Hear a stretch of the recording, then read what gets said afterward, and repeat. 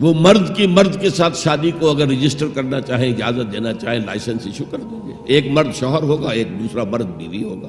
Legally they will be wife and husband. Lesbians ہیں، عورتیں ہیں، آپس میں شادی کرنا چاہتی ہیں تو عورتیں ٹھیک ہے، لو بھائی کر دو، جاؤ.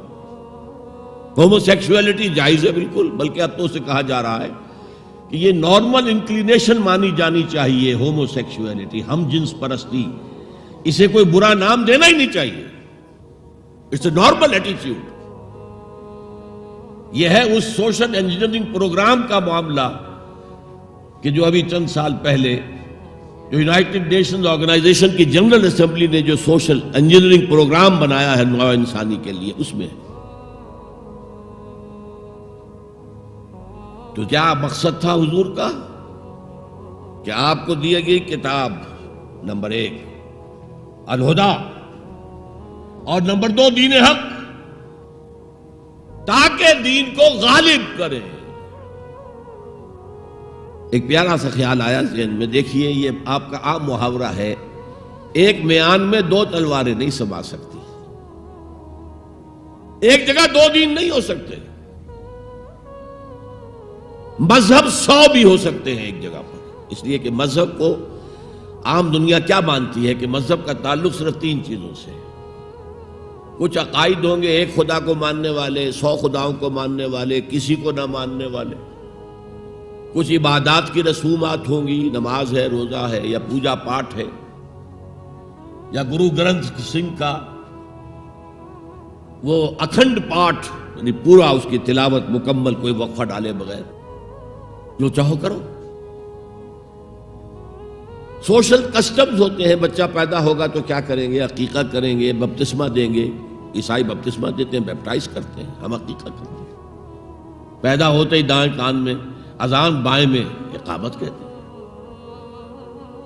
کوئی مر جائے گا تو کیا کریں گے؟ ڈیڈ باڈی کا جلائیں گے یا دفنائیں گے، یا پارسیوں کی طرح کہیں اونچی جگہ پر رکھ دیں گے کہ کیلیں اور کوے آئیں اور کھا جائیں. کم سے کم ان کی غذا کا تو کام چلے نا. زمین میں دبا دیں گے تو مٹی ہو کر مٹی میں مل جائے گا، کسی کے کام ہی نہیں آئے. 12 ان 3 چیزوں کے مجموعے کا نام ہے مذہب. جبکہ دین کے اندر 3 چیزیں مزید شامل ہو جاتی ہیں: سماجی نظام، معاشی نظام، سیاسی نظام. یہ 3 جمع 3 بن کر دین بنتا ہے. تو دین تو 2 نہیں ہو سکتے. جمہوریت اور آمریت تو ساتھ ساتھ نہیں ہو سکتے. کیپٹلزم اور کمیونزم تو ساتھ ساتھ نہیں ہو سکتے.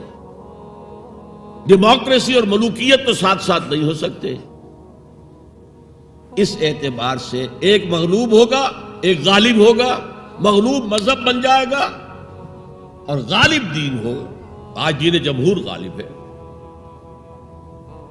اور جو اقبال کا شعر ہے بڑا پیارا: بندگی میں گھٹ کے رہ جاتی ہے ایک جوئے کباب، اور آزادی میں بہرے بے قراں ہے زندگی.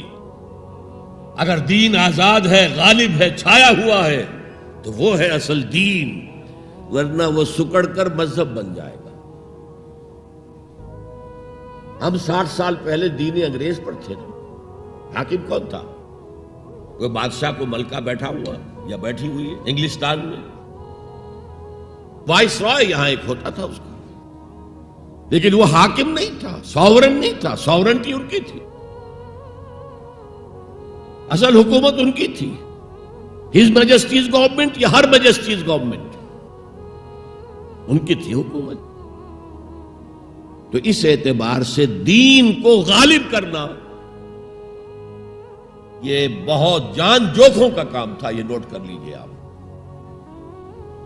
دیکھیے تمام نبی اور رسول مبلغ بن کر آئے، داعی بن کر آئے، بشیر بن کر آئے، نذیر بن کر آئے، بشارت دینے والے کہ اللہ کے راستے پر آؤ گے فروح و ریحان و جنت نعیم. اور اگر انذار کرنے والے نذیر بن کر آئے، اگر غلط راستے پر جاؤ گے تو جہنم ہے. حضور بھی یا ایھا النبی انا ارسلناک شاہدا و مبشرا و نذیرا و داعیا الی اللہ باذنہ و سراجا منیرا. یہ جو 5 حیثیتیں ہیں یہ مشترک ہیں حضور میں اور تمام انبیاء میں.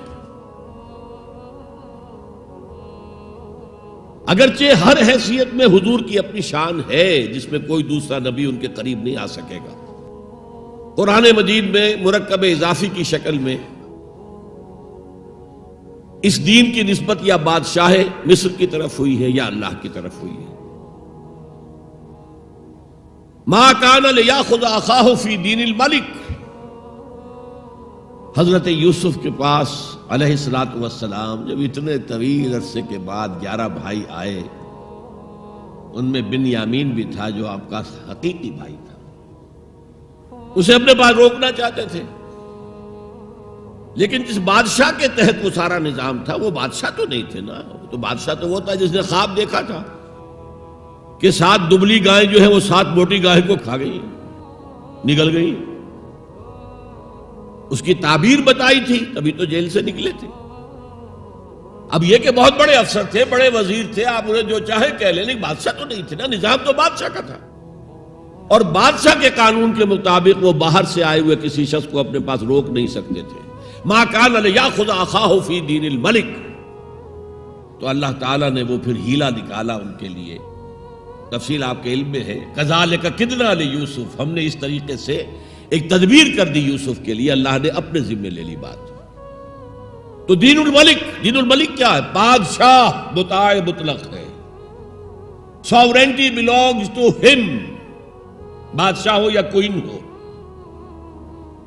وہ قانون بنائے گا اور اس کے تحت آپ کو زندگی بسر کرنی ہوگی، یہ دین الملک۔ اور دین اللہ کیا ہے؟ اللہ مطاع مطلق، اللہ ساورن، ان الحکم الا للہ لا یشرک فی حکمہ احدا، اس نے جو قانون دیا ہے اس کے تحت پوری زندگی، سیاسی نظام اسی کے تحت ہو، معاشی نظام اسی کے تحت ہو، کرمنل لا اس کے تحت ہو، سول لا اس کے تحت ہو، لا آف انہیریٹنس اس کے تحت ہو، قانون شہادت اس کے تحت ہو، سماجی نظام وہ بھی اللہ کے حکم کے مطابق ہو، تو وہ ہے دین اللہ، اللہ مطاع مطلق، اس کے قانون کے تحت پوری زندگی کا آ جانا۔ اذا جاء نصر اللہ والفتح ورأیت الناس يدخلون فی دین اللہ افواجا، جب اللہ کی مدد آ گئی اور فتح آ گئی، اور اے نبی آپ نے دیکھا کہ اب لوگ جوق در جوق آ رہے ہیں، فوج در فوج آ رہے ہیں، گروہ در گروہ آ رہے ہیں، قبیلوں کے وفد پر وفد چلے آ رہے ہیں اسلام لانے کے لیے، تو یہ کیفیت کیا تھی؟ دین اللہ میں داخل ہونے کا ان کا فیصلہ۔ اب ذرا سی ٹیڑھی بات آ رہی ہے، پوری دنیا میں دین جمہور، sovereignty of the people, not of God, sovereignty of the people,